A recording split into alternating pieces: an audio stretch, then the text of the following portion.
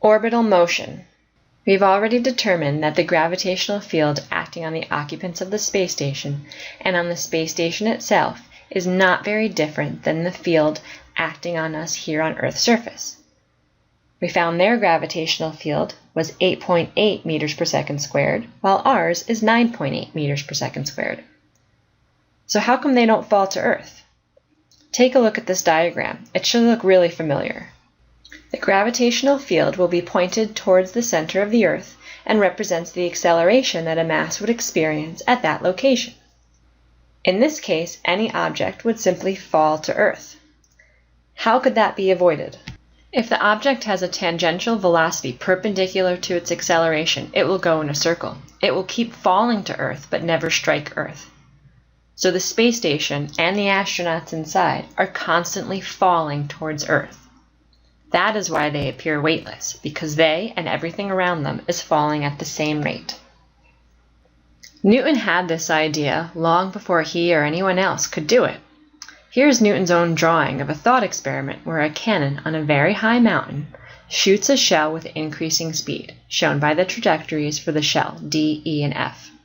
You can see as the cannon shoots faster and faster shells, these shells go further and further distances. And finally, this shell can go so fast that it never quite hits the Earth, but goes into orbit.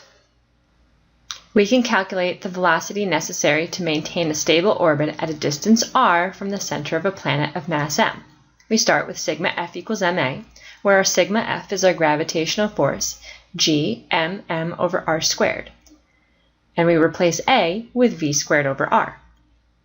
We can cancel out the lowercase m's and 1r and get gm over r equals v squared. So v equals the square root of gm over r. Now that m that we're talking about is the mass of the planet, not the mass of the thing that's orbiting. So the mass of whatever is orbiting does not matter.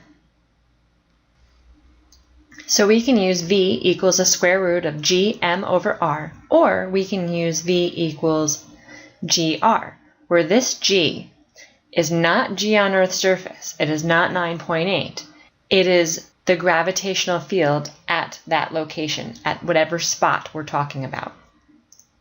We can also calculate t. Since we know v is equal to 2 pi r over t, t is equal to 2 pi r over v.